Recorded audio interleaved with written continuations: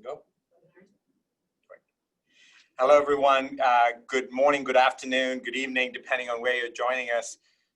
Great to have everyone join us today. It's going to be a really, really great conversation. I am so excited to kick this off right on the first day of the 2020 New York Climate Week as part of a key session for the World Economic Forum Sustainable Development Impact Summit. And what we're going to talk about is natural climate solutions, and particularly how to massively accelerate the scale, the adoption, the safeguards around natural climate solutions to make them as effective as possible for the climate emergency that we're all in.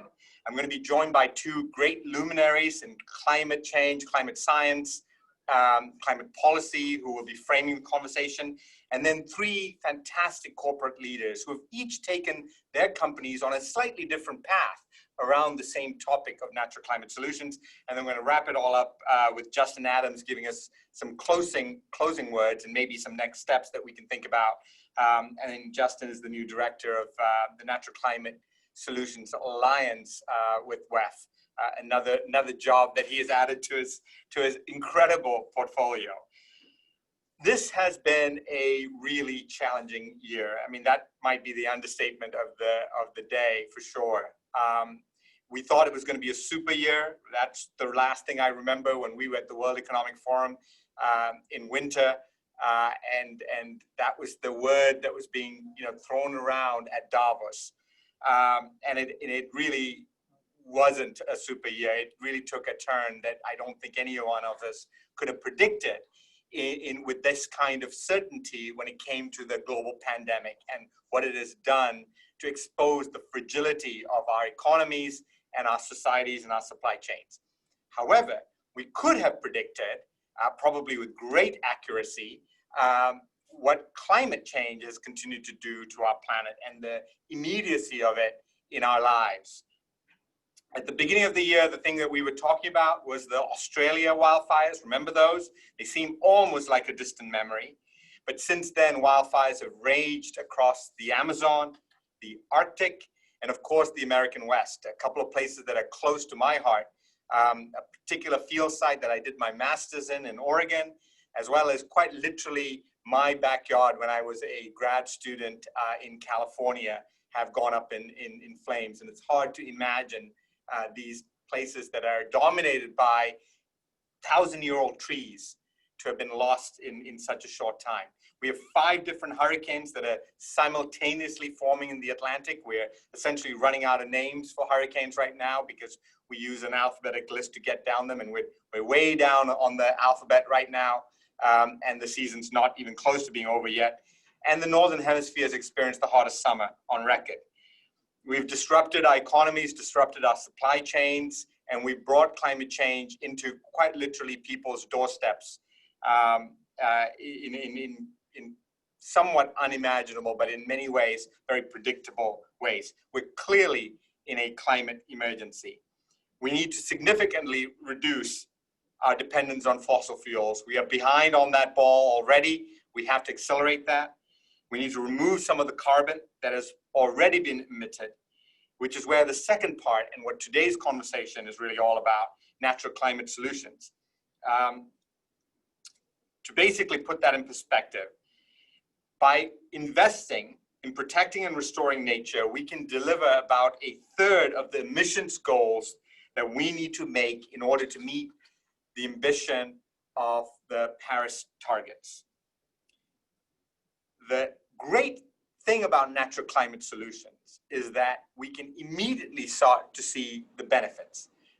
As soon as you put that into place, you can start accruing benefits, both in terms of delivery, faster than really almost any technology or solution that's out there with regards to climate change, but also in terms of the co-benefits to people, to biodiversity, to nature, to supply chains, to quality of life. Science has made it clear that this is the most crucial decade. We have about 10 years left, and this first year is almost over, and you are left with this feeling that we have almost squandered it. So maybe we have only 9 years left.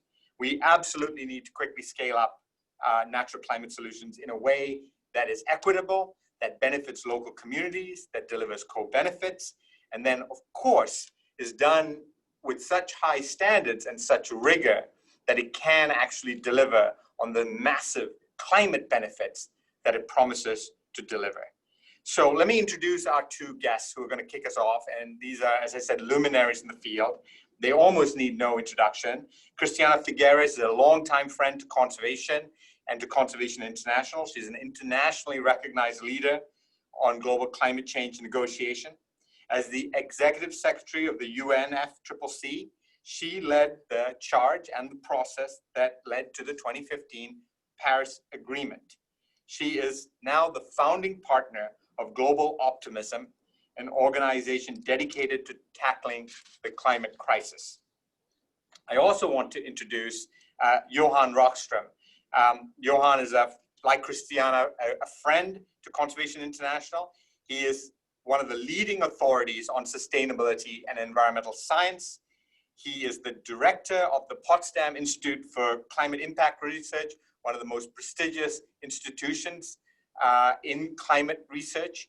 And he serves as the chief scientist for Conservation International, helping us chart our long-term horizon and our long-term path. Welcome, Christiana, and welcome, Johan. Thanks for the invitation. Thanks very much, Sanjayan. Thank you. So I'm gonna go right in with a quick question to Christiana. Since 2015, we're now at 2020. This has been a unusual, predictable in some ways, very unpredictable in other ways years. Can you just give us a quick perspective on how we're doing? Obviously, the challenges that we have, but maybe also one or two things that you've seen that might be able to lift our hopes a bit. Who would you like to jump in first? I would love you to start off, if that's okay. I mean, I think, and I think you can be quite short on this because I think this audience is obviously an audience that understands the situation that you're in, and it will allow me to, and allow all of us to have a quick conversation. Okay. So a couple of things. There's sadly no, your question is not a binary question. It's not either it's all black or it's all white. There are elements of both. So on the darker side of the ledger, on the less optimistic, the geopolitics in which we're working now is decidedly much more complicated than the geopolitics that was granted to us at the end of 2015. Enough said about that. I think everyone knows what is meant by that. But honestly, that's about the only thing that I would put on that side of the ledger. Because on the good news side of the ledger, there is so much. There is, first of all, and I always like to start with recognizing young people. The fact that pre-COVID, we had more than 1 million young people in the streets keeping us to account is fantastic. And I certainly, one of the things that I look forward to after we get out of this very painful situation of COVID is to see those young people on the streets again, because they have definitely moved the needle and are continuing to hold us to account. Also positive is that over the past 5 years, we have definitely gone up in renewable energy presence in the international grids. We have invested hugely into battery technology as well as into AI and digitalization, all of which are going to help smart grids.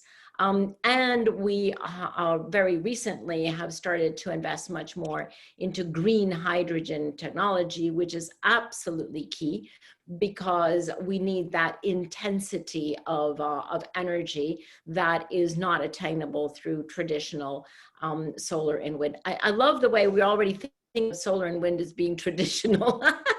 That didn't used to be, but we can already think of wind and solar being traditional. Now, where are we lagging? We are definitely lagging, but this is sort of somewhere in between. It's not black or white. It's not positive or negative. It's just, let's get a move on it. And that is definitely everything to do with land use. it is definitely the area in which we have lagged our focus. And if there's one thing that I would like to put my finger on, because there are many challenges to everything having to do with land use with respect to both biodiversity and climate change, of course, the decentralization and the millions of people that need to be mobilized and retrained and you know, behavior change, et cetera. But I happen to think that the prime factor that is keeping us from just exploding these nature-based or climate solutions is the absence of a really compelling business model. That, I think, is the problem. 10, 15 years ago, we did not have a compelling business model for renewable energy because those energies were still too expensive. Today, we don't even need subsidies for renewable energy because the economics are on our side. We have still not been able to bridge the valuation gap between the value that is created, and you did a really good summary there, the value that is created by these nature-based solutions or climate, so natural climate solutions, the value that they create for all of us, and the value in the market. And that valuation gap, which I don't even call a gap, I call it a valuation gaping hole. If we're able to close that gaping hole, then we would be able to develop business models that would back us up and that would accelerate this. But as long as we do not internalize the value creation of these solutions, then we're fighting uphill. Because then it all goes into philanthropy and charity, all of which is very important, all of which is very good, but insufficient, because we cannot unleash the forces of the market. And that's what we need to do. Great. So I'm going to come back to that question because I think you raised a very specific point. But I want to ask Johan, if he could, as a scientist, to give us a sort of overview within, if you could do this in 1 to 2 minutes, it would be amazing, on natural climate solutions, and sort of your take on the role of nature in solving the climate crisis. How does this work in principle? And you were part of a recent paper that sort of helped lay out essentially a roadmap for that. Yeah, thanks, Sanjayan. So I think the right starting point here is just the key message, which is that we have scientific evidence to show that nature regulates the state of the planet. We have data today showing very clearly that, you know, since we started burning fossil fuels and changing land use, we have emitted something like 600 billion tons of carbon. And just remember the number 600.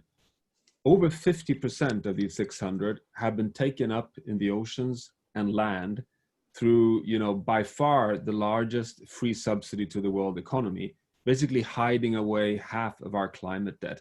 The latest science shows that if it hadn't been for nature, we would have burst through the 1.5 degrees Celsius ceiling several years back, and we would very likely have passed through already the 2 degrees Celsius ceiling. So, you know, you could actually argue that already today, we have nature to thank for still having a chance to deliver exactly on the future that Christiana is pointing out. And remember, this is occurring exactly at the moment in time where we're in the 6th mass extinction of species, we're destroying forests, we are degrading lands, we are eroding the capacity of nature to help us, but still nature is in there doing its tremendous effort of trying to dampen and cool and keep the planet livable.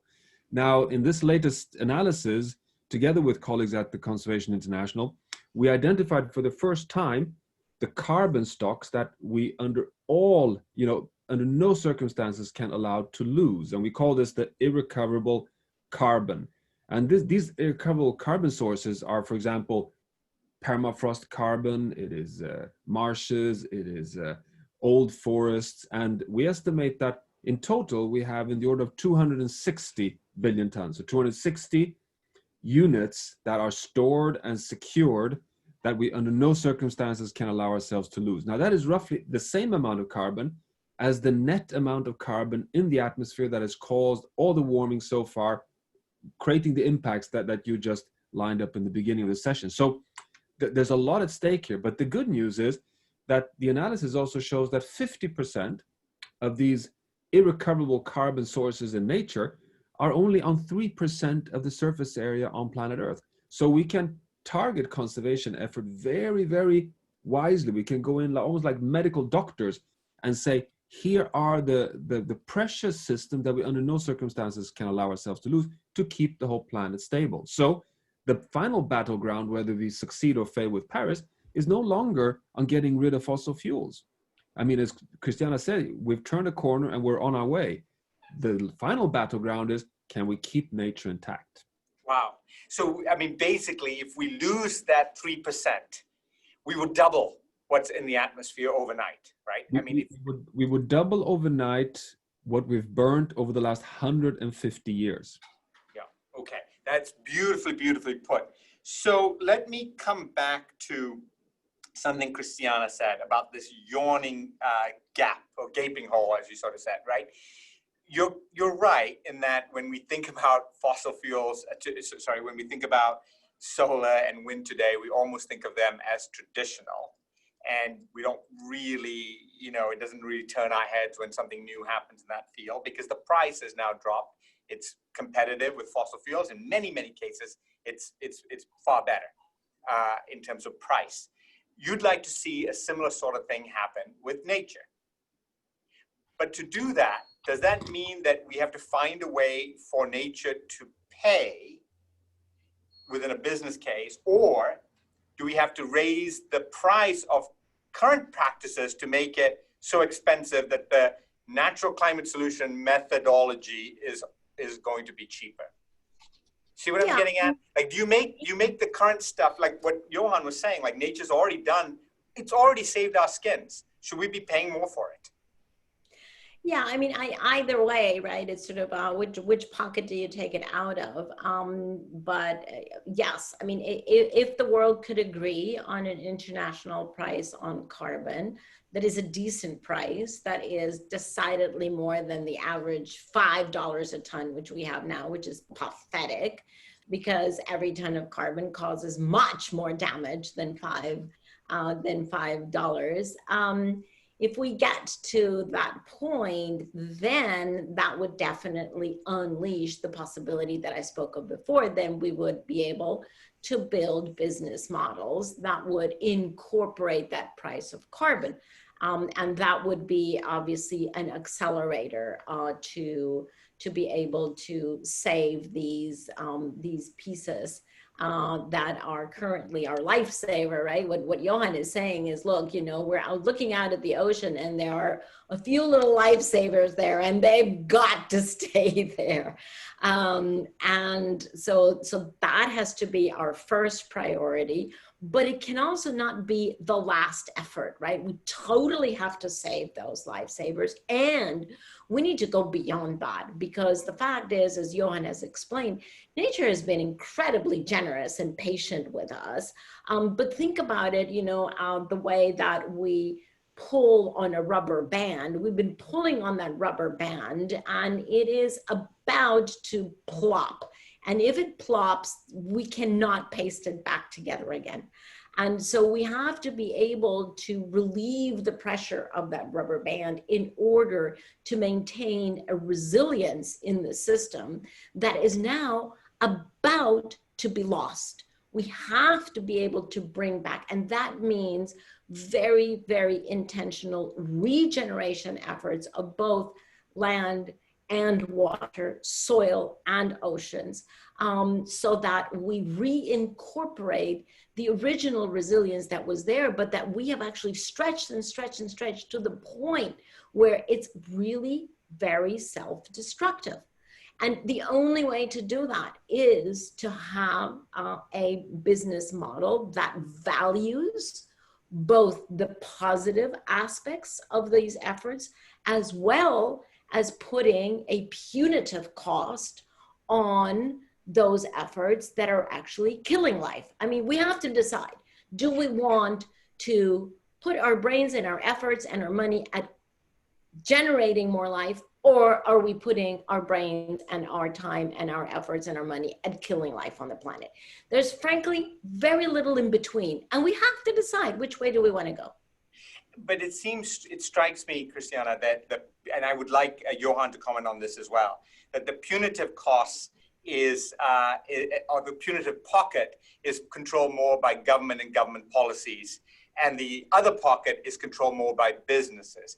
And I have to say, like, one of the few bright lights that is happening right now is that if you open the newspaper, if you get on a website, if you listen to the news, you do see some astonishing commitments being made by companies, much greater, much deeper, much more leaning in than I'd ever thought possible. Whereas with government, it's been like, oh my God, like every report basically says government hasn't done enough. You straddle both worlds in some ways. I'd love you to comment on why business is moving forward and why government seems stuck, given that both need to work because one is controlling one pocket, the other controls the other. Johan, do you want to take a crack at that and we'll come back to Christiana? Yeah, well, to begin with, I would strongly argue that it's not either or. I mean, business is moving ahead of policy today, but business can never do it alone. We can never scale this to the planetary scale without having political leadership, policies, and regulations on board as well. Now, I would say that the biggest, just to give you one kind of strategic angle to your question, the largest, most urgent transformation we need to succeed with is a transformation of the global food system. So we need to take decisions today that we are not going to expand agriculture any further. We're going to feed humanity in the future from existing farmland. We're going to restore and regenerate farm. We're going to use nature-based solutions to produce healthy food with sustainable production systems. Now the question is, can we do it? Answer, yes. Just like Christiana listed what we've accomplished on renewable energy systems, I can spend 1 hour listing everything that has been done on sustainable agricultural practices that works with nature and produces healthy, productive food. How can we accomplish that? Is there a business case for that? The answer is no. It's not in isolation a business case.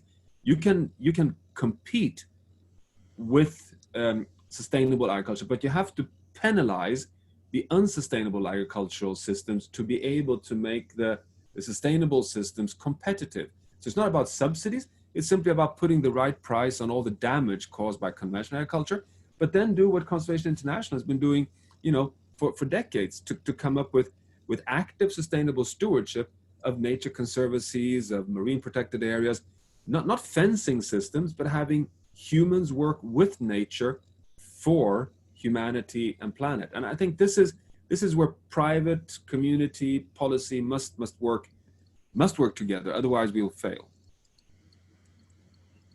Christiana? Well, obviously, I totally agree with Johan. I always do.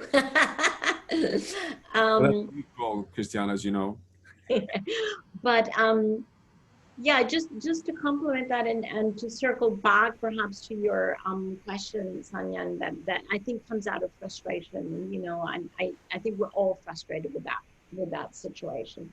But if we take a step back and we realize that humanity, A, is evolving, and B, there are certain cycles that repeat each other and that learn from each other. I will remind everyone here today that at the end of 2009, we had a disaster on climate change, and governments did not do what they were supposed to do by the deadline of the Copenhagen process. And over the years ensuing, what we were able to do was to motivate other stakeholders, civil society, NGOs, faith communities, business, very important, financial sector, everyone, to actually step forward and say, right, well, what do they want? What do they want? What are they willing to do? And that gave a certain comfort to governments that finally, when they came together again in 2015, governments were able to react to what we had built, which I call a surround sound, so that no matter where they looked, they saw businesses behaving responsibly, financial sector moving, the civil society requesting on, and science definitely there.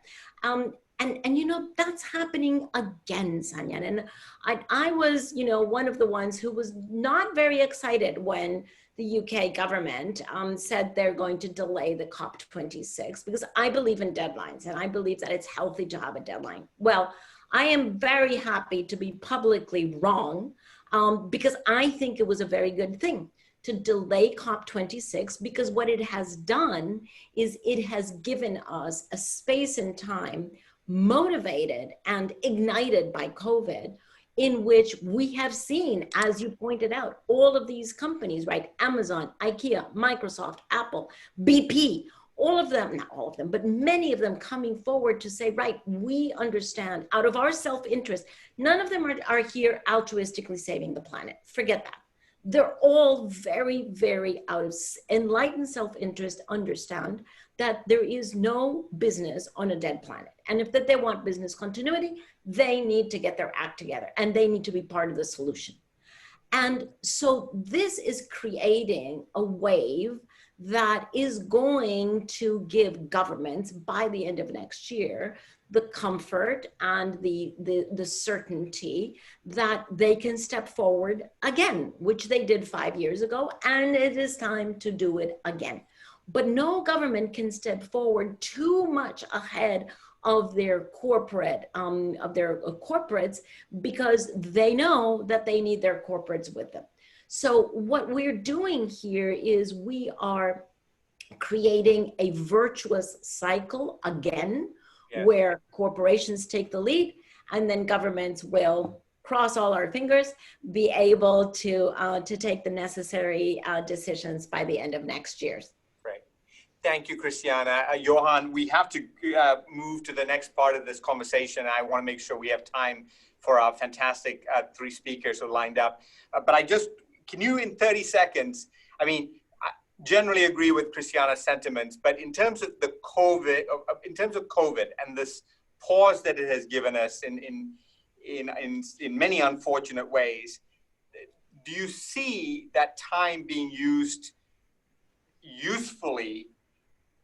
Do you see a bright light at the end of this with the recovery in terms of climate? I actually do. As often, I really agree with Christiana here for 2 reasons. I mean, additional to what Christiana said. I mean, number one is that remember what COVID-19 is. It is a zoonotic viral spillover from humans unsustainably penetrating natural habitats through unsustainable wet markets in one little spot on the planet, propelling itself into a global crisis. That's exactly what is happening with nature. We're destroying biomes in a certain corner of the planet and sending invoices that is affecting the whole economy. I think we've now understood for the first time that we are this huge community on a very small planet. We need to be stewards of the whole system. That's lesson 1. And number 2, just like Christiana says, we have shown a remarkable capacity to rise as a global community in the face of a crisis. We can do it again. So I think there is something really valuable here. Thank you both. I really appreciate it. Thank you for joining us and framing the discussion today. So Thank you. We're going to move on. Let's see. Okay.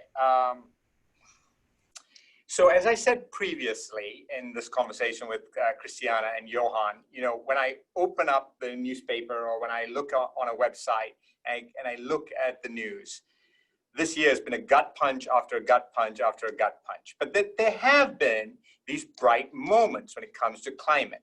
And what is sort of in some ways surprising to me is that those bright moments have almost universally been provided by companies, by the corporate sector. And the scale at which companies are willing to talk about climate change, to take action around it, to change their supply chains, to now start talking about natural climate solutions after they have also then, focused initially, of course, on renewables and their own footprint has been really remarkable, and at a scale that certainly from Conservation International's perspective, something we had long fought for and sought after, but has caught even us a little bit off guard in terms of the rapidity with which it's happened, the scale with which it has happened. When COVID hit, like in March, and we sort of fully started to understand this. Where I am right now, I'm actually back in our office in Arlington. In March, we closed this office as a physical space for the majority of our team to use. I didn't think it would last this long. And then when it became clear that this was not going to be something that we would quickly recover from, or there was any kind of going back to the way things were, one of the things that was quite surprising to me after an initial pause was how many companies that we were working with, virtually all of the companies we were frankly working with, have stuck to their commitment on climate, and if anything, have even accelerated the pace with which they have been willing to lean in on climate change. That has been truly remarkable to see. Now, we know that when it comes to natural climate solutions, there's no one size fits all. This is still a new field. Imagine what tech solutions, imagine what solar, wind, what battery technology looked like 20 years ago. That's where we are today with natural climate solutions. So everything is seen through a bit of an experimental eye, and we understand the risks are there. We won't get them right all the time. But we're going to talk to three incredible leaders from three separate companies, three different sectors, who are right out front when it comes to natural climate solutions. They're turning huge ambitions that their companies have into very concrete, tangible action with co-benefits from social and environmental outcomes, but all taking a slightly different pathway to envisioning and then laying out what natural climate solutions looks like for their company, their customers, and of course, their board and shareholders. So I'm really pleased to welcome Kathleen McLaughlin.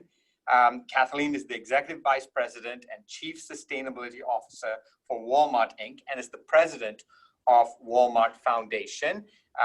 Great friend to conservation, has worked with many of the conservation organizations for many years. She's responsible for programs that help Walmart create economic opportunity through jobs and sourcing, enhance the sustainability of food, apparel, and general merchandise supply chains, and strengthens their reliance on local communities. Through her philanthropic work and also the engagement of Walmart associates, suppliers, and nonprofit organizations, she has helped drive many, many big improvements to social and environmental systems, as well as business systems worldwide. Walmart had a big announcement today that Doug McMillan laid out just an hour or two ago. Hopefully she'll speak a little bit to that. I also want to welcome Christina Kloberdanz. Christina, got to know her over the last couple of years, Senior Vice President and Chief Sustainability Officer at MasterCard. When she first told me about Priceless Planet, I just thought, what a great line. That is exactly how I feel about the planet. And it's so amazing to see MasterCard bring Priceless Planet now to life. She's MasterCard's first Chief Sustainability Officer, a catalyst for change as it works directly with I keep calling Walmart, with MasterCard's board of directors and senior executives to advance sustainability and drive strategic growth. We'll talk a little bit about the Priceless Planet Coalition and this huge ambition MasterCard has working with many organizations, including Conservation International and World Resource Institute, WRI, to bring this about. And then finally, I want to introduce Geraldine Vallejo. Geraldine joined the fashion company Kering as a Sustainability Program Director in 2013.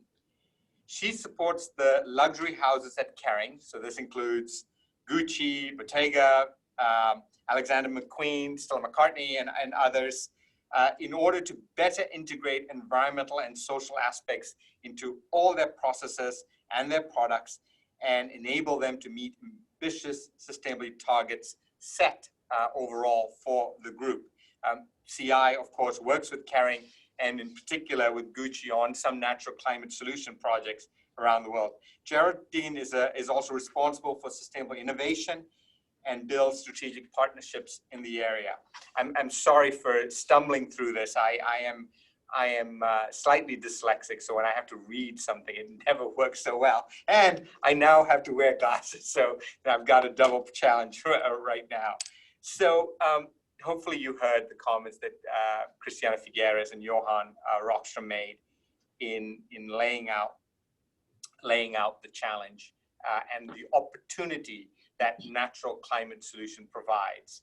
Given that each of you has taken a slightly different pathway, but in some ways complementary pathways to tackling natural climate solutions as a whole, I wondered if we could start and have each of you take just 2 minutes, maybe 3, to lay out what you're doing and the pathway that you're taking on natural climate solutions. And if it's okay with you, I'm going to start with Geraldine, go to Christiana, and then go to Kathleen. And Kathleen, if you don't mind also just talking a little bit about the most recent announcement, quite literally fresh off the press in terms of what Walmart's commitment is. So Geraldine, do you want to take Yes, thank you.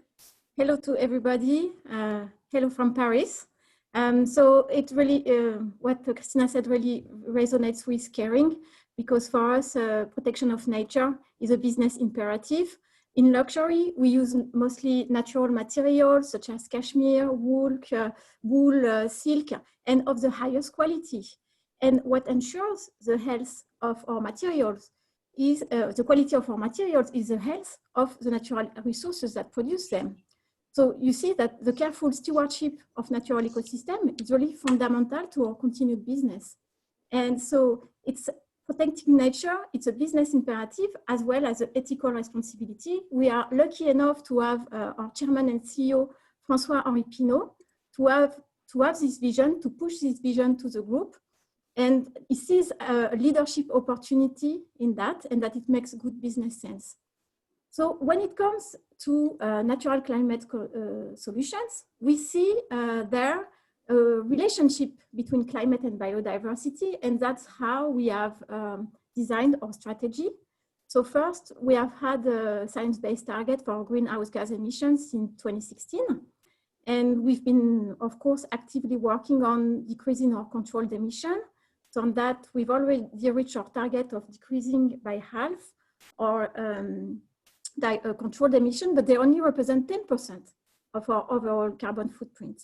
That's why in our science-based target, we also have the objective to decrease by 40% our overall indirect emissions. And last year we reached minus 25%.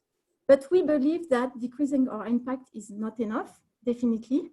And as I said, for us, climate and biodiversity are interconnected. And so this year, we have also committed to having a net positive impact on nature and biodiversity by 2025. And we will do that by regenerating 1 million hectares of farmland and rangeland in our supply chain landscape. And in particular, thanks to Caring for Nature Fund in collaboration with Conservation International. And we are also committed to protecting 1 million hectares of critical and irreplaceable habitat that Johan talked about before, through REDD+ and other programs that offer co-benefits of biodiversity protection, carbon sequestration, and livelihood improvement. So these commitments means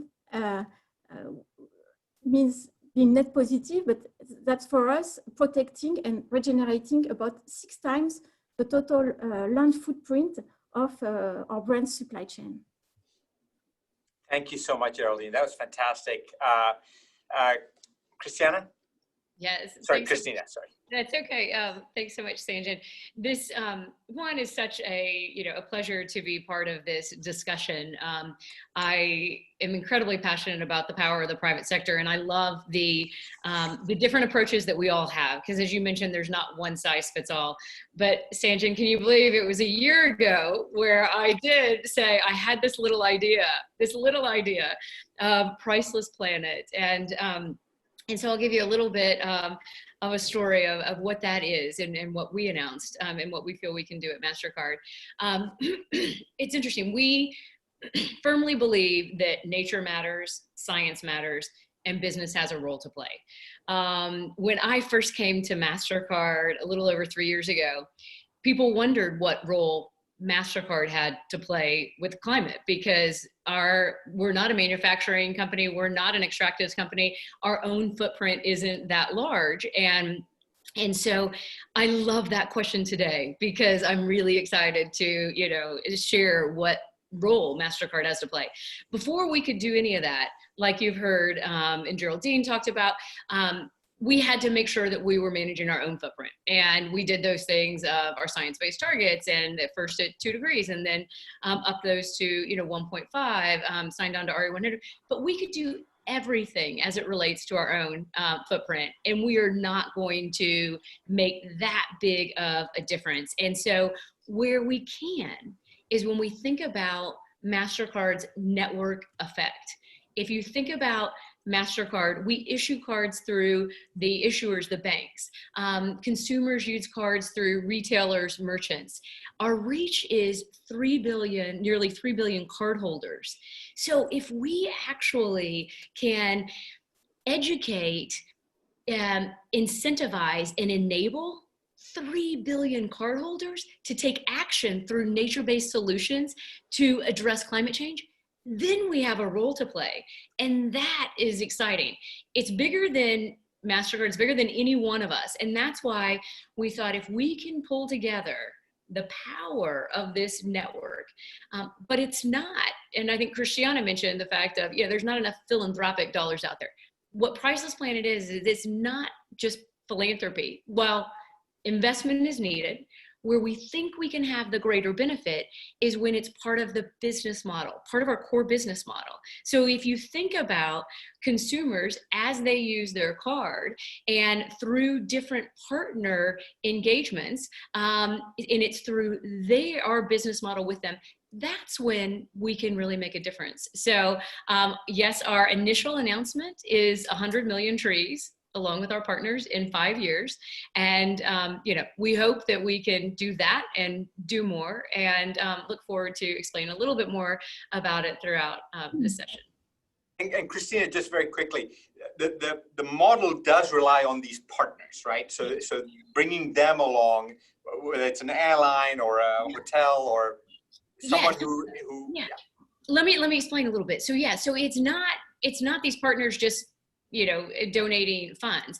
It's how can they, through their business model. So, you think it might be a transit campaign, and, that's you swipe and that turns into a tree being planted.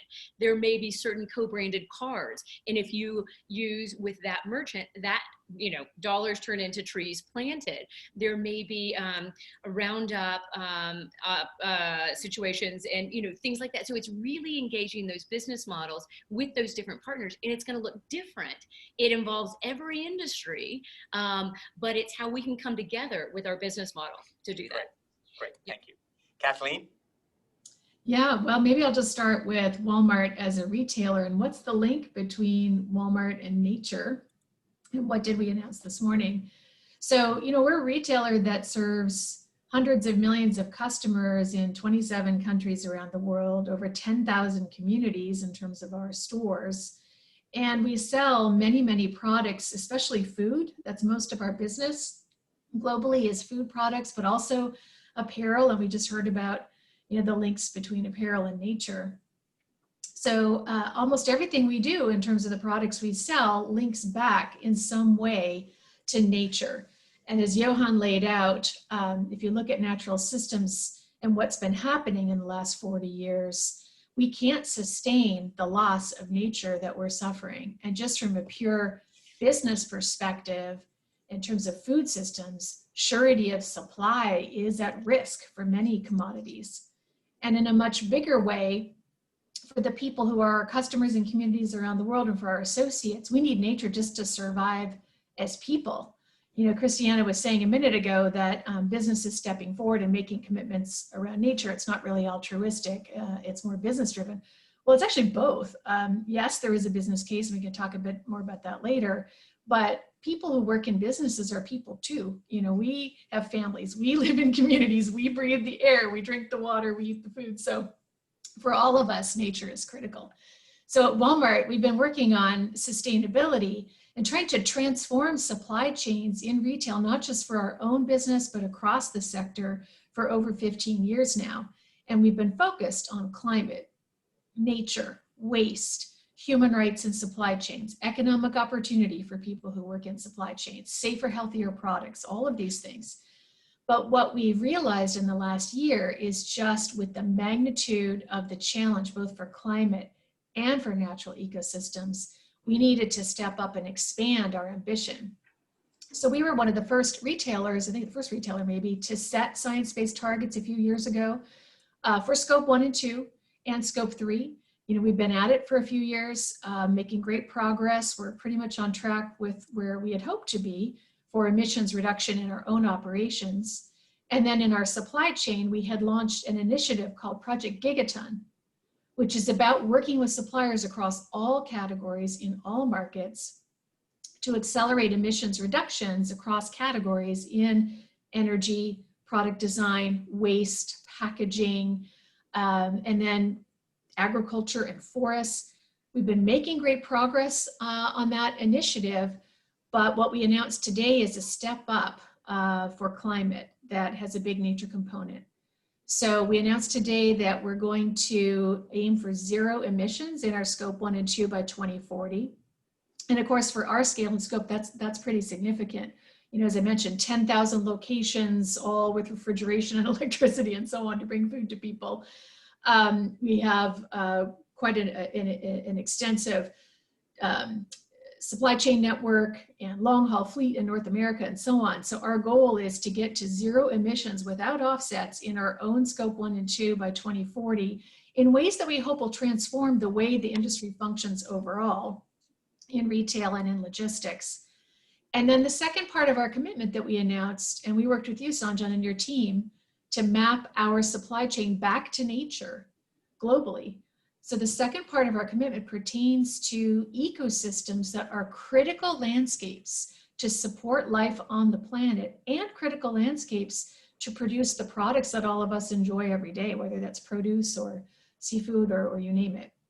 So we announced today that we're going to undertake to conserve, restore, and better manage 50 million acres of land and 1 million square miles of ocean. And that's going to be working with suppliers through business, through sourcing, through innovation in sourcing practices and technologies, and through philanthropy combined through the Walmart Foundation. So through business and through philanthropy to transform the way that supply chains work to protect, restore, and better manage those landscapes. So we're very excited about that. And really our goal in all of this is to bend the curve on emissions for sure, not only avoid further emissions, but draw down the carbon and emissions, but then also to reverse nature loss. And that really is the holy grail, isn't it? Like how, I mean, these places, let's say North Sumatra, and this is a place that has incredible productivity for agriculture. Lots of communities depend on productivity of that landscape, and yet it is dripping with biodiversity, everything from Sumatran tigers to orangutans.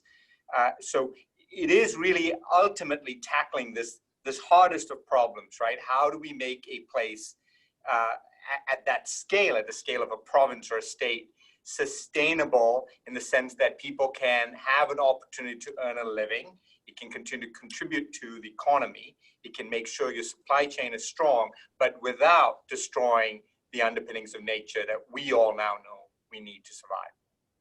That's right. And as Christiana talked about a bit earlier with you, we're really talking about system transformation here. This is not easy, right? We're talking about transforming systems all the way back to landscape level. So that means practices, policies, networks, resource flows, technologies, mindsets of people. Yeah. And it does end up being iterative. You know, any system that evolves is a dance between the actors in that system, each of them transforming simultaneously or in quick sequence. So this isn't easy to do. And it's going to take incredible collaboration across business and civil society and governments collectively to transform the way our practices work. Let me turn to Geraldine, and I would love to have all of you comment on this as well. I was surprised when COVID hit that really, frankly, outside of the airline industry, which we know is suffering in a very, very unique and almost existential way to their survival, outside of that industry, all the other sectors sort of have stuck with it and have in some ways used this period to make quite significant announcements. Now, you're in in the luxury good market. Half the brands that you represent, I can't honestly pronounce properly. I see them in shop windows. It's a product for a particular segment of society where the economic pain is just as real, right? So was this a big gulp moment for you to lean and say, we are going to continue to make this commitment, we're going to accelerate our work, even though, we don't know how the recovery is actually going to pan out? Yes, it was and it still is a difficult moment. The luxury sector relies a lot on people who travel, and people don't travel anymore. But it's an important moment for us also because, as Johan said, the world is finally paying attention to the link between the loss of impact ecosystem and the emergence of these diseases. And as regards business and markets, the COVID-19 has not created new things. It has just, for us, we think it has accelerated trends that were already existing. So, for instance, customers and citizens, they require much more transparency and responsibility from the private sector.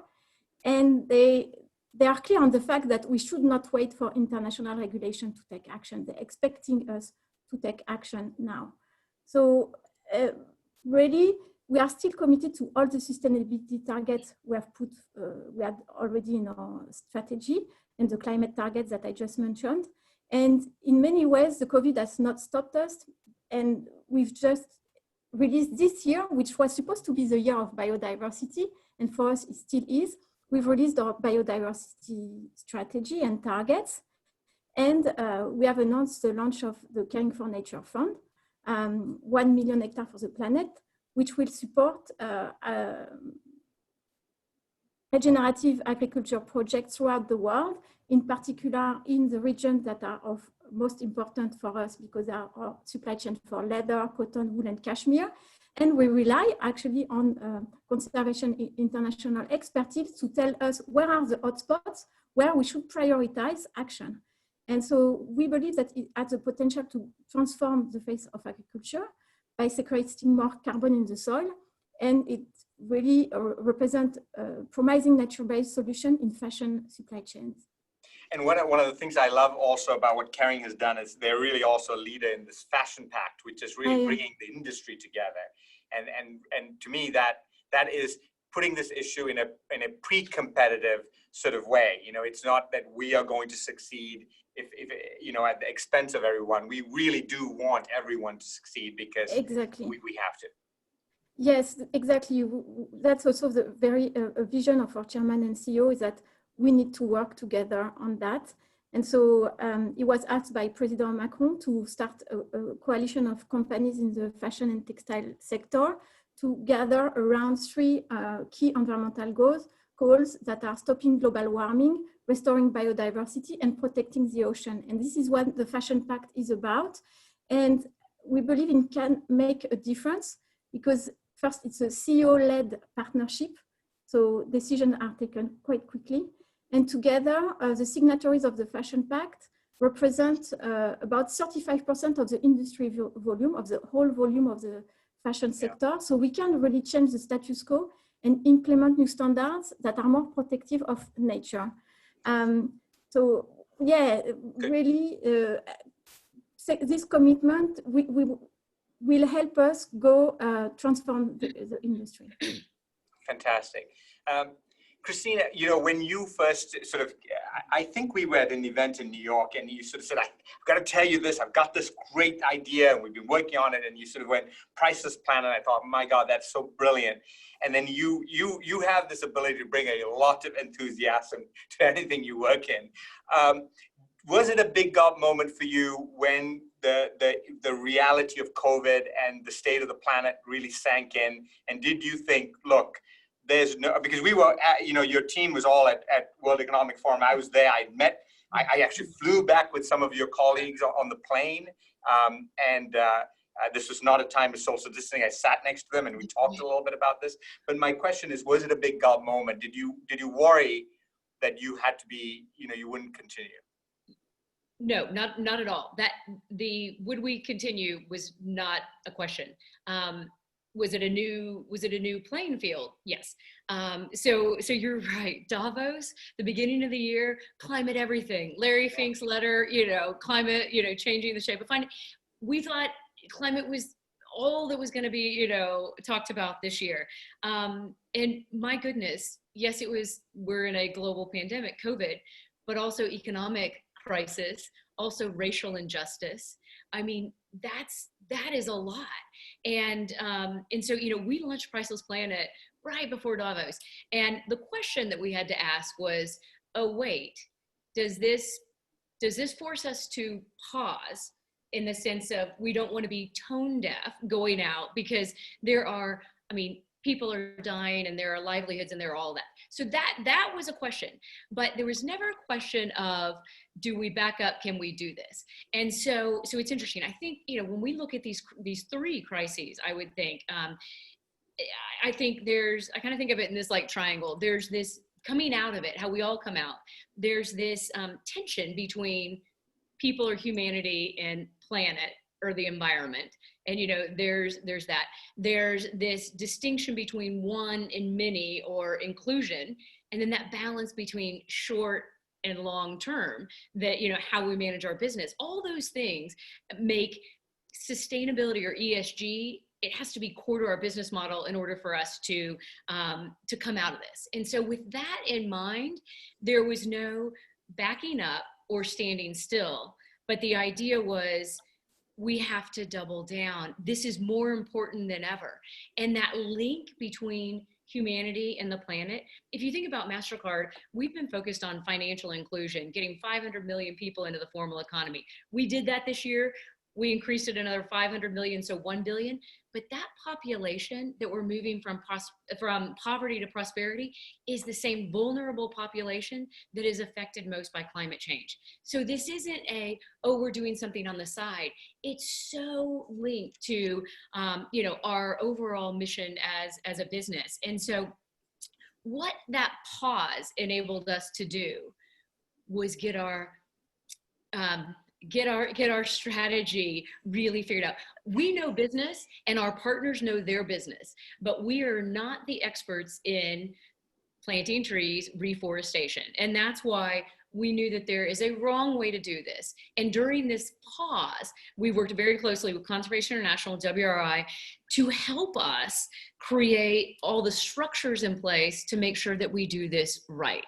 It's not planting trees, it's regrowing forests. And so I will say that what that enabled us to do is then when things started to somewhat open up, and we were very careful about when going to partners, they were ready and then they were receptive and were able to do it. So we used that time in a way that I think now it was interesting. We were ready to launch with, Earth Day and everything was, in the works.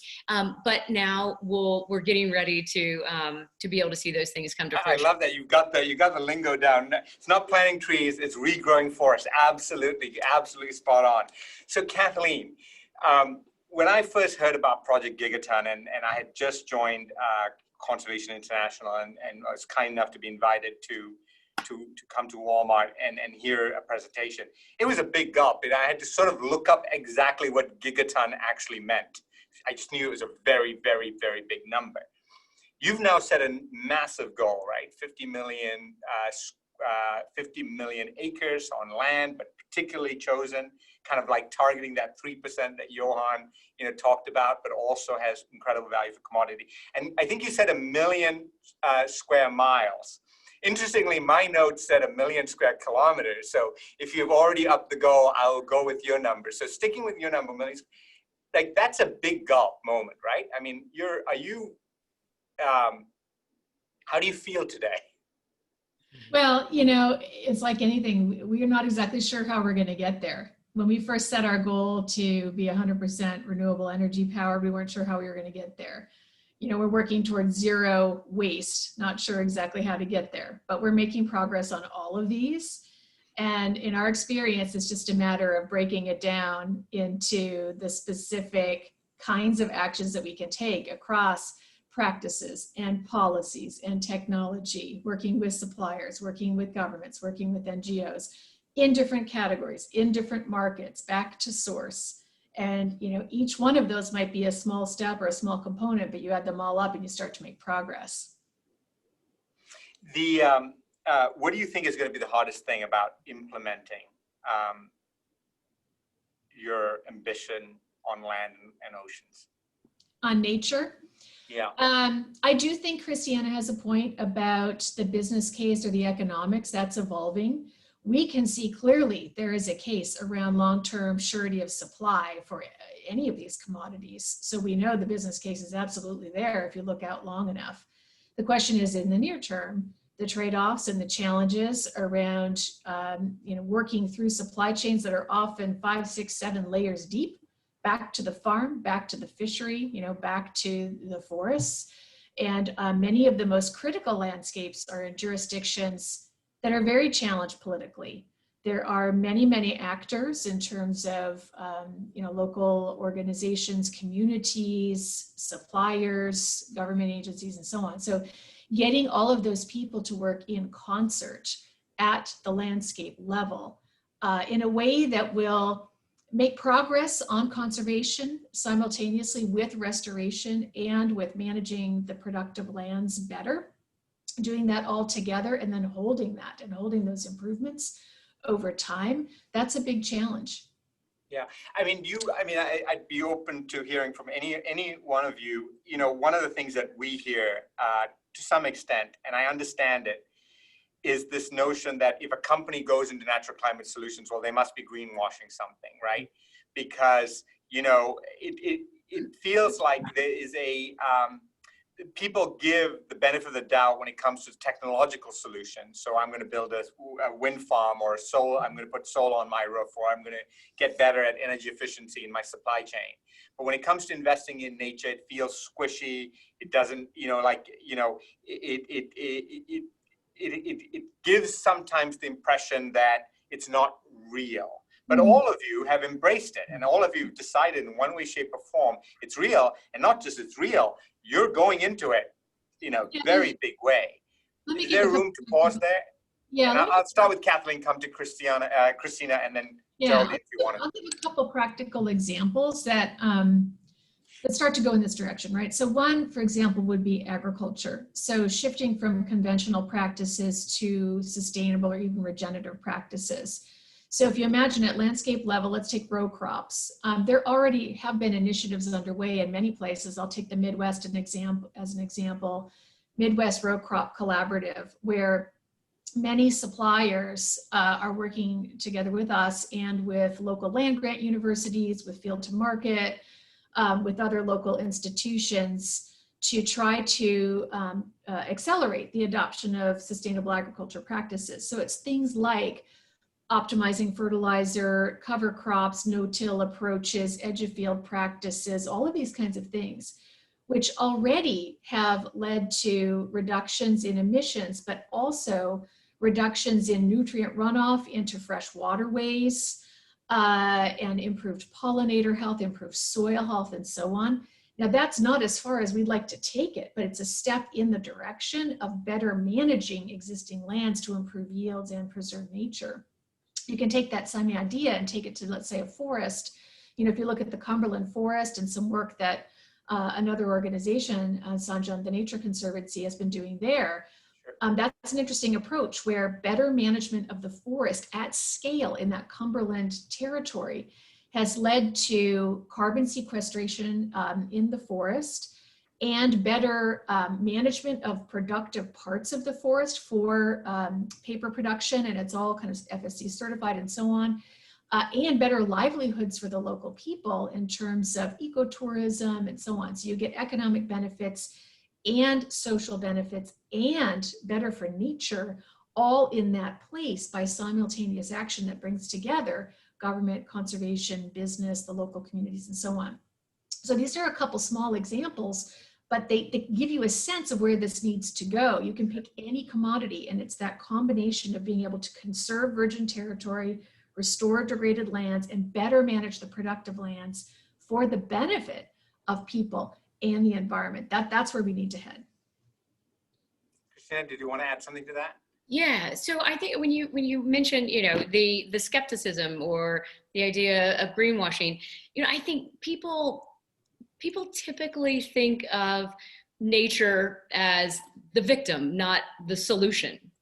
And hopefully, what we're hoping is that through the scale and the impact of Priceless Planet Coalition, that we really can show that nature is the solution, and therefore, in turn, I hope we exceed the 100 million, but also that it shows that there can be a need for a reason for increased investment in nature-based solutions. And so, but that is going to require us to be transparent on the impacts and the investment. That impact has to, yes, it's climate. Of course it's climate. It has to be climate first, but it also needs to be community and biodiversity. And, if we're transparent and we're able to show that, then I think we can turn the idea of nature not as the victim, but as the solution. And then we're actually going to make a difference. It's a great line. Geraldine, I just, if you'd like to add something to that, go ahead. But I wanted to sort of ask you a slightly separate question. So like Kathleen said, this is, it's not just a business case, but it's, businesses are made up of real people. And when I look at the three of you and the passion that you bring to this, but I also think about your CEOs or maybe your board. I don't know all of them, but I know some of them. This holds true for them as well. When you make this sort of commitment, what's the reaction from your team members? Whether it's in a specific brand like Gucci or in Kering, does this have the buy-in from your board? Yeah, that's a very important question. And actually, at Kering, as I said, our chairman and CEO really has this vision, and we follow his vision. So we're really lucky with that. And also, when he chooses the different CEOs of the brands or important people in the company, it's important for him that they share the same vision. And another, so even in this difficult time, we continue with the same path. And also we have something that helps us discuss also with, I would say, more intermediate managers, is the fact that we have included nature in our business in a very quantitative way through our environmental profit and loss account, which has been for us a way to pioneer natural capital accounting.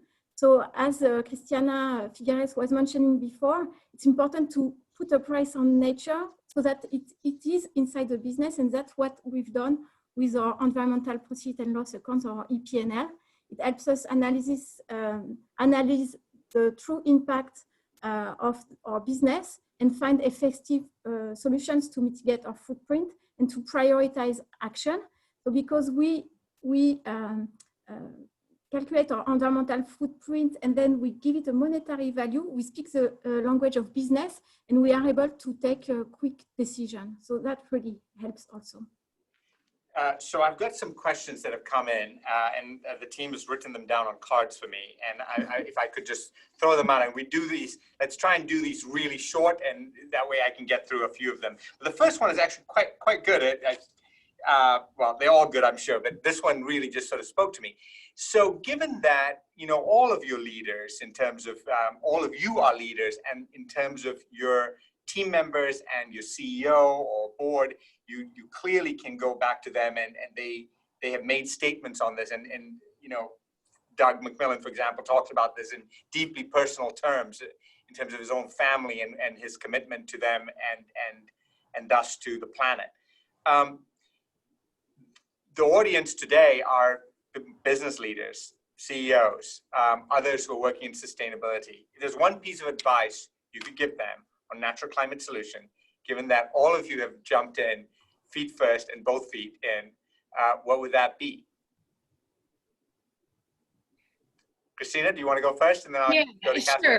Sure. I'll be really quick. I think it's the time to act, and it's the time to act big. And I don't think that we can wait. Kathleen mentioned, setting a goal, and to be frank, we don't have any idea how we're going to make all of it happen, 5 years out, 10 years out. But if we never set those bold, audacious goals, we're not going to get there. And so I think that surprisingly, the support of, leadership of the board is, I think, there. So I think be bold. Great. Kathleen? Yeah, I'd say begin now. If you haven't already, I think most business leaders have already started this, but take a look at the intersections between natural capital and your business, whatever it might be. And, as we've heard, there can be some surprising linkages between natural capital and your business, whether it's through your customers or through your suppliers, your raw materials, or what have you. And then identify what are the shared value initiatives that you can undertake. In other words, efforts you can take through your business, not as corporate social responsibility or just through philanthropy, but through your business model, either products and services you can offer or adjustments you can make to your operating model that actually address natural capital loss and create value for your stakeholders, whether it's your customers or your business overall. Who was your hardest internal audience to convince on this? At Walmart? Yeah. Oh gosh. I have to say, nobody. Like, people get this, right? You lay it out, and it's pretty clear in terms of the emissions targets as well as natural capital, how critical it is to a business like Walmart. We're in the business of providing food and apparel and other goods to people for their daily lives all around the world. The importance of nature to sustain those communities, let alone to sustain the supply and quality of those commodities over time. It's pretty straightforward. Is that the same experience for Geraldine and Kristina? Yes. That internally, was there resistance? Was there particular stakeholder internally that you were like, I need to convince them, because I convince them we can get this going? Geraldine, do you want to jump in? And No, I'll jump in. go ahead, because I think you already Okay, answered. I'll just really quickly, it wasn't someone that had to convince. It was actually a beautiful scenario that I was presenting to MasterCard's board and explaining that, we didn't have a huge significant impact on the planet. This was 3 years ago, and they all shook their head and they looked at me and they said, "You're right." And they said, "However." And when you're presenting to a board and they say, "However," you get a little nervous of what's going to come next. The beautiful thing was they said, "You're right. However, a company such as MasterCard, with the scale and the influence that we have, we should have a positive impact on the planet." And they challenged me to go back within the company and figure that out. We had to get our ducks in the row first, but the fact that it came from the board to say, yes, we should have a positive one, to me, that's just such a gold mine. Yeah, just to add, for if some companies have difficulties with their board or CEO, the recommendation I wanted to give to the audience is to join coalitions and work together with your peers and multiple stakeholder coalitions that also have NGOs, scientists, etc. Because not only it will inspire you and give you concrete paths for action, but we also saw that through the Fashion Pact, is that the CEOs, they talk together, and so they see, oh, they took a very strong commitment, where are we? And then by the outside pressure, you get some change in your company as well. Definitely. It's great advice. I just wanted to echo a couple of things that you all said, because I think, I think one of the things that we didn't really get much into is the role of governments. Everywhere I look, and not just in the United States, but really everywhere I look. I see, to some extent, a rise in nationalism, certainly a rise in regionalism, more close borders for a variety of reasons, contentious elections, political discourse that has sort of broken down into yelling at each other across the aisle. Is there a role right now with brands like yours, like businesses with the scale that you have, in terms of bringing government more fully into this process, so that when we do open the papers or we do read the news, you know, we can see both working together? Because I think everyone admits, even with the scale of the businesses that all three of you represent, even a mid-sized country, right, can swamp out the positive impacts. I mean, I know the answer is yes. Yeah. But I guess you know, it's, you know, Kathleen, you and I have talked a little bit about this. Like, people think it's just super easy to just call up the minister and sort of, but it is quite difficult, isn't it? And are you sending a signal and you want government to respond? Yeah, I mean, business needs to use our voice, and we've been very vocal about things like the Paris Agreement and the need for all of us to support that. And we've certainly made our views known. People don't always respond the way you want them to. So yeah, and I think for climate action, you know, Christiana described it really well, which is sometimes policymakers are turning to what they think is their electorate. And when they hear them clamoring for something, they give it to them. So we also focus a lot of our time just engaging others across society to try to create more of a uniform groundswell in favor of climate and nature and eliminating waste and all of these things on the environmental side of the ledger, and then a whole raft of things on the people side too, more directly. So that's another thing, is to try to create more of that groundswell of support, so policymakers are listening to that and they'll respond to that. Christina, anything to add? Yeah, I mean, I think it's, I think Christiana, you know, I mean, touched on it in the sense that there's this sometime a lag of whether it's, you know, policy and government, where they are.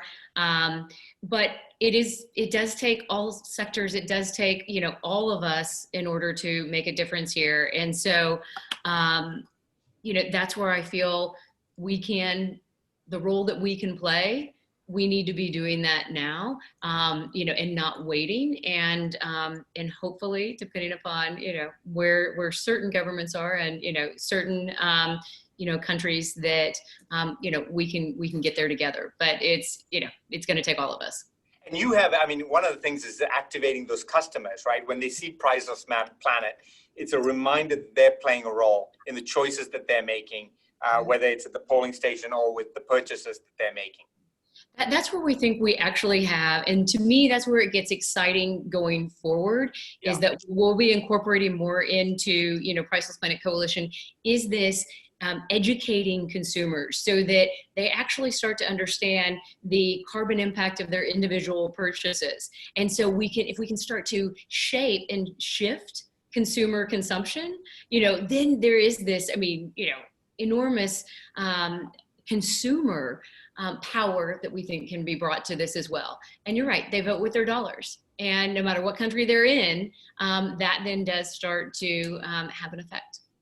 And similarly, that's where, oh, sorry, Sanjayan. No, please go ahead. I was going to say, similarly, that's where through something like Project Gigaton, we're trying to work the business to business angle of things. So making it attractive and helping our suppliers go faster on things like energy efficiency, renewable energy, sustainable agriculture, waste elimination, you know, and so on, so that we can decarbonize products and supply chains just through business levers, regardless of what's happening in the policy context. So I don't want to minimize the importance of policy. It's absolutely critical for us to achieve the goals we need to, as Johan and Christiana both mentioned. But we can make progress under any scenario, and that's what we're trying to do. That's fantastic. Geraldine, last word to you. I mean, you know, in some ways, you know, President Macron has been, you know, a great friend to sort of conservation, particularly of tropical rainforests, you know, very big commitment in the Amazon, and there's fortunate there. But when you look at your brands and you look at Europe, you see that role of influencing governments in Europe to think about natural climate solutions as part of the overall mix. Yes, definitely. And I think also what President Macron sent as a signal when he chose some CEOs during the G7 summit to work on environment is the signal that sometimes a business can go quicker than policies. So that's why he asked François Rapinoe, our chairman and CEO, to create the Fashion Pact, Emmanuel Faber from Danone to create a One Planet business for biodiversity. So as to show that we can't wait for international regulation to take place. We are global companies, so we need to have the same standards all over the world, and we do that. And we want to show that it's possible to send a signal to policymakers that they should accelerate. Thank you, Geraldine. Thank you to all three of you, Geraldine, Christina, and Kathleen. You guys are just such shining lights in conservation and sustainability, and what you've managed to help your companies, help your brands do has just been truly one of the few but incredibly important bright spots this year. So, you know, I really look forward to working with all of you. I know you work with a variety of conservation organizations around the world. Please keep doing the same work that you've been doing. Please push your CEOs and your boards to continue to do more, to monitor progress, and to make sure that these unbelievable ambitions are met. And we obviously stand ready to help you. Thank you again for joining us. I'm going to turn it over to Justin Adams. Justin, I assume you're in Europe somewhere. Please take over. Sanjayan, thank you, and really an honor to close out what's been a terrific panel. So I just had 5 points I wanted to end on. The first of which is, I think, just to echo what we heard from Johan at the beginning. The case has never been clearer, and the biggest transformation that we need to be taking, I think everybody recognizes the transformation of the energy sector, but the biggest transformation actually of our food and land use sector, if we care about the climate and the biodiversity crises as these intertwined crises, then we have to drive much further and much faster on that transformation. The second point, though, is really the point of where there's so much hope, and that is actually where we're seeing business engagement. And we just had 3 fabulous examples that we've just been talked through. Also today, the Business for Nature Coalition, with 560 companies signing up to actually really be investing in nature as a critical part of how they want to be working and investing in the future. I think the work of the Fashion Pact, the work of the Priceless Planet Coalition are great. I really want to call out, though, Walmart's leadership in terms of investing in landscapes and the complexity of how we need to engage in these landscapes to find solutions. We've learned through all of the commitments that were made around zero deforestation in the last decade that individual action and individual supply chains was insufficient to stop the desperately complex issue of tropical deforestation. And so engaging in these critical production landscapes and figuring out how we can produce while also protecting more of the key ecosystems and the key forests, we think is absolutely crucial for the future.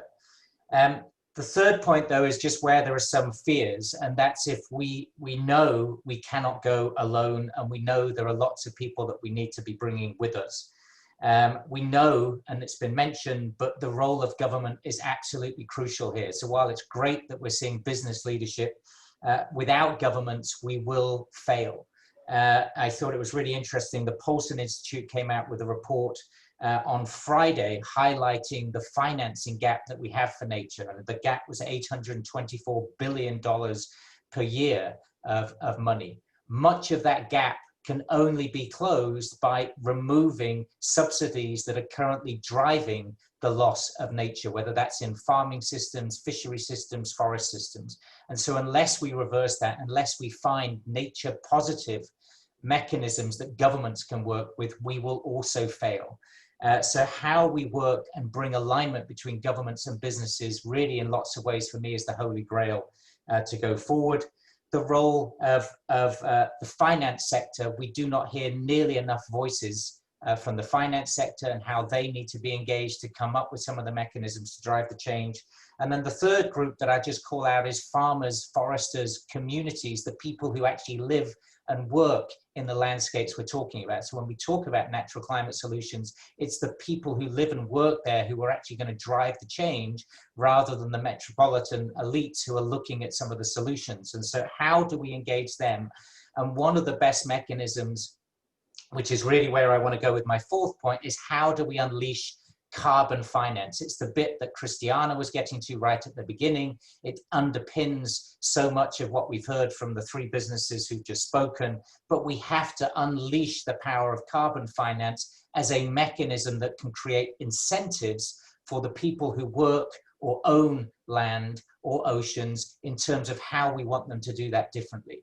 And yet, and so this is the fourth point, and yet right now we are stuck or we risk missing the enormous potential that carbon finance can unleash because for several reasons. One of those is the greenwashing concern. There are too many in the environment movement who think that perfect action is critical today. So unless everybody stops emitting, then why should we be paying to offset? And the offsets has become a toxic word.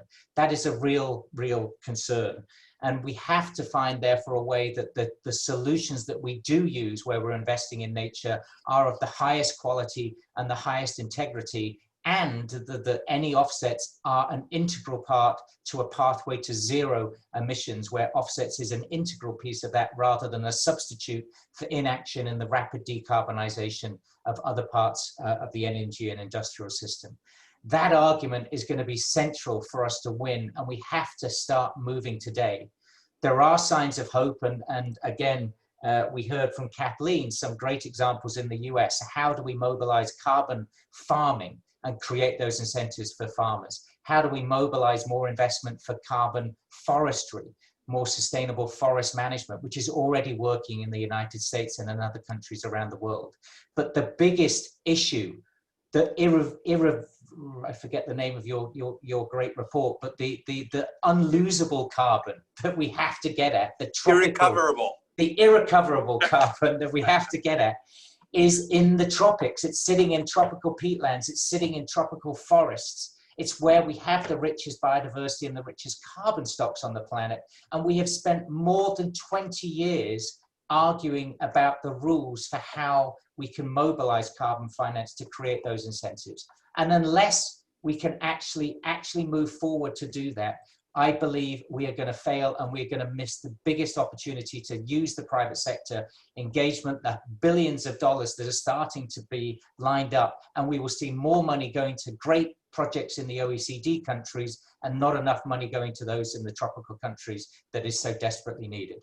And if we can race to produce a vaccine from zero in a year or in whatever space of months that it will be, and we cannot unlock this problem, then shame on us. And it's going to require all of us to find some compromise and to find solutions to make that work. And that really is at the heart of this NCS Alliance. The Natural Climate Solutions Alliance is going to have to be wrestling these issues and finding a way that we can move things forward. So that's an alliance that the World Business Council for Sustainable Development, the World Economic Forum, and other partners now, including We Mean Business, are bringing business voices, civil society voices together to see how can we find that path forward.